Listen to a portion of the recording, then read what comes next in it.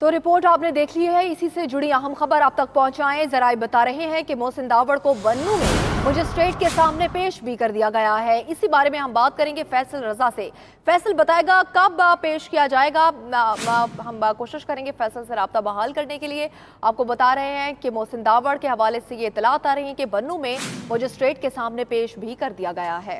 वाज़ेह है कि इससे पहले अली वज़ीर पहले से कानून की हिरासत में है, जिनसे गिरफ्तार किया गया था, और उसके बाद से ये वाक़या रुनुमा हुआ तो मोहसिन दावड़ तो गायब हो गए। अब शुमारी वज़ीरिस्तान से सिक्योरिटी नाफिज करने वालों इदारों ने इन्हें गिरफ्तार किए हैं और बन्नू के मजिस्ट्रेट के सामने उन्हें पेश भी कर दिया गया है। इसी पर बात करते हैं, फैसल रजा हमारे साथ मौजूद है। फैसल बताएगा कब पेश किया गया मजिस्ट्रेट के सामने?